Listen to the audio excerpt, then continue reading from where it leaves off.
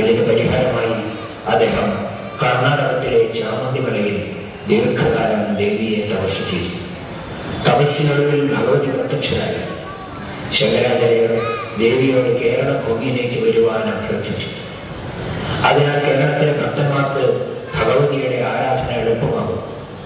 ഭഗവതി സമ്മതിച്ചു. പക്ഷേ ഒരു നിബന്ധന മുന്നോട്ട് വെച്ചു. ശങ്കരാചാര്യർ മുന്നോട്ട് നടക്കുമ്പോൾ ദേവി അദ്ദേഹത്തെ പിന്തുടരും. പക്ഷേ ശങ്കരൻ പിന്നോട്ട് നോക്കരുത്.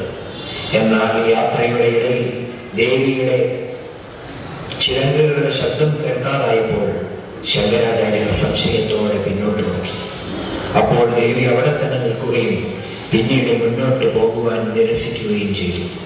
ഇവിടെയാണത്രേ പിന്നീട് പ്രശസ്തമായ മൂകാംബിക ക്ഷേത്രം ഉയർന്നത്. വീണ്ടും ശങ്കരാചാര്യർ കഠിന തപസ്സനുഷ്ഠിച്ചു. ഭഗവതിയോട് വീണ്ടും പ്രാർത്ഥിച്ചു. ദേവി പ്രത്യക്ഷയായി ശങ്കരനെ അനുഗമിച്ചു. ചോറ്റാനിക്കരയിൽ വസിച്ചു.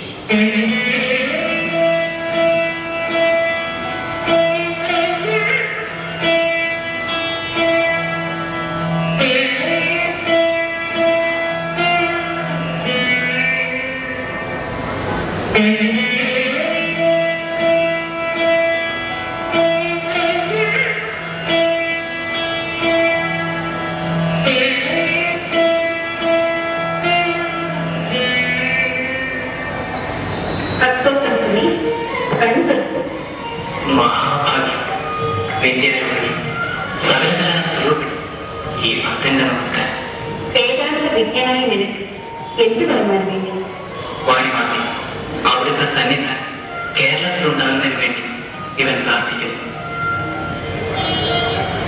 വിഷമങ്ങളുടെ കാര്യമാണ് നീ ആവശ്യപ്പെടുന്നത്. ഈ ചാമുണ്ഡി ക്ഷേത്രത്തിൽ നിന്ന് ഞാൻ പോന്നാൽ ഇവിടെ നാട്ടുമുഖമാണ്. അങ്ങനെ കൽപ്പിക്കട്ടെ. ഇത്രകാലം ദേവി ഇവിടെ സന്നിധാനം ചെയ്ത് ഈ നാട്ടുകാരെ അനുഗ്രഹിച്ചു. ഇനി എന്റെ നാട്ടിലേക്ക് എഴുന്നള്ളി അവിടുന്ന് ഭക്തകോടികളെ അനുഗ്രഹിച്ചു. ദേവിയെ ദർശിക്കാനായി ഇത്ര ദൂരം വന്നെത്താൻ കഴിയില്ലാതെ എന്റെ നാട്ടുകാർ നിരാശരായി കഴിയും. അവർക്ക് വേണ്ടിയാണ് ഞാൻ പ്രാർത്ഥിക്കുന്നത്. ദേവിയെ ദർശിക്കട്ടെ.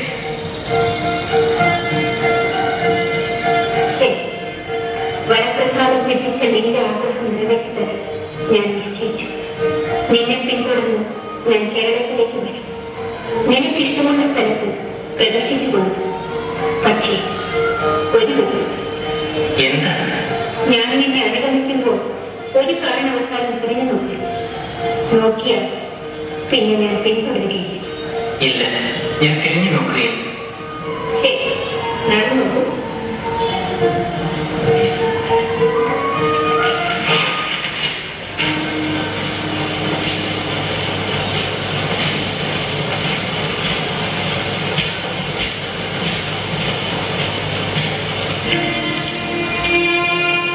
ദേവിയുടെ കാൽച്ചിനെ പോലെ കേൾക്കുന്നില്ല. തിരിഞ്ഞു നോക്കാനും ദേവിയെ കൂടാതെ മുന്നോട്ട് പോകുന്നതിന്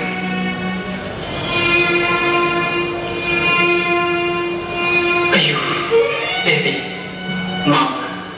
ഇവന്റെ അപരാധങ്ങൾ മാപ്പ് നൽകിയ നിവൃത്തി. നീ നമ്മുടെ വ്യവസ്ഥ ലംഘിച്ച നിലയ്ക്ക് ഇനി നിങ്ങൾ പിന്തുടരാൻ നിർബന്ധിച്ചു. ഈ നിമിഷം മുതൽ ഈ മൂകാംബികയെ ഞാൻ സന്നിധാനം ചെയ്യുന്നത്. അറിയാതെ ചെയ്ത അപരാധമല്ലേ മനുഷ്യസഹജമായ ഈ പിഴ കൊടുത്ത് ഇവന്റെ കൂടെ ഇല്ല.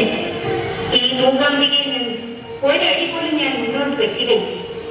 എന്നെ ദർശിക്കേണ്ടത് കേരളത്തിന്റെ അതിഥിയിലൂടെ ഇവിടെ വന്ന് ദർശിച്ചുകൊള്ളട്ടെ. അങ്ങനെ കൽപ്പിക്കട്ടെ. അവിടുത്തെ സാന്നിധ്യം കേരളത്തിലുണ്ടാകുന്നതിന് വേണ്ടിയാണ് ഇവർ ഇത്രകാലം ശ്രമം ചെയ്തത്. അത് സാധിക്കാതെ വന്നാൽ ഈ സന്നിധിയിൽ നിന്ന് പോവുകയും ഇത് സത്യം. നിനക്ക് ഇത്ര നിർബന്ധമാണെങ്കിൽ നിന്റെ ആഗ്രഹം ഞാൻ സാധിച്ചു തരാം. പക്ഷേ നിന്നോട് ഒന്നിച്ച് ഞാൻ നിർമ്മിച്ചു. നിന്റെ നാട്ടിൽ ചോട്ടാനിക്കര ക്ഷേത്രത്തിൽ എന്നും രാവിലെ നിർമ്മാല്യം നട തുറക്കുന്നതുകൊണ്ട് ശ്രീമണി കഴിയുന്നത് എന്റെ സാന്നിധ്യം ഉണ്ടായിരുന്നു. അതിനുശേഷം ഞാൻ മൂകാംബികയിലേക്ക് പോയി.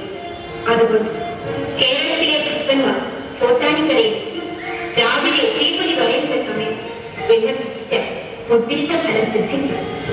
ഇനി സമാധാനമായി നാട്ടിലേക്ക് പോകും. ദേവിയുടെ ദയാവായി നമസ്കാരം. ദേവി ദേവി.